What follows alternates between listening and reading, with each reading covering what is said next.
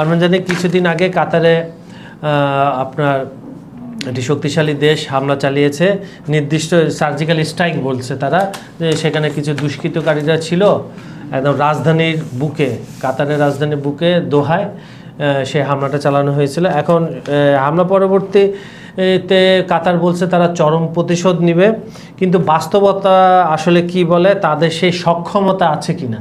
কাতার হচ্ছে মধ্যপ্রাচ্য শান্তি ও আলোচনার যে প্রচেষ্টা, এই প্রচেষ্টাকে এগিয়ে নেওয়ার জন্য সবচেয়ে গুরুত্বপূর্ণ ভূমিকা পালন করছে, এবং সাথে হচ্ছে যুক্তরাষ্ট্র এবং মিশরকে নিয়ে। এখন দেখেন যে হামাস যুদ্ধ এবং বন্দি বিষয়গুলো, এই বিষয়গুলোতে যদি নিয়ে আলোচনা করতে হয় তাহলে কিন্তু দুই পক্ষকেই সমানভাবে এখানে রাখতে হবে। এখন আমি থাকবো, আপনি থাকবেন না, অথচ আমার আর আপনার মধ্যে আলোচনা হবে, তা কি কোনোভাবে সম্ভব? তাহলে বিষয়টা কি দাঁড়ায়? যদি আপনাকে আলোচনায় অংশ নিতে না দিই, তার মানে হচ্ছে কি আমি আলোচনা চাই না।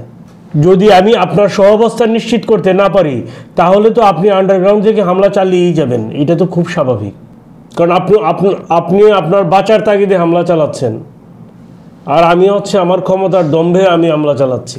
দুটার মধ্যে পার্থক্য আছে। এখন দেখেন, এই যে মধ্যপ্রাচ্যের যে অস্থিতিশীল পরিস্থিতি, এই পরিস্থিতির মূল কারণে আছে যে বিশ্বাসঘাতকতা।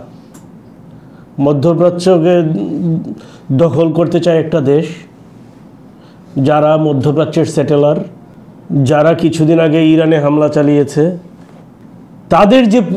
তাদের যে প্রভু রাষ্ট্র, সহযোগী রাষ্ট্র, এই দুই দেশ মিলেই মধ্যপ্রাচ্যে অস্থিতিশীল করে রাখবে, অতীতেও রেখেছিল।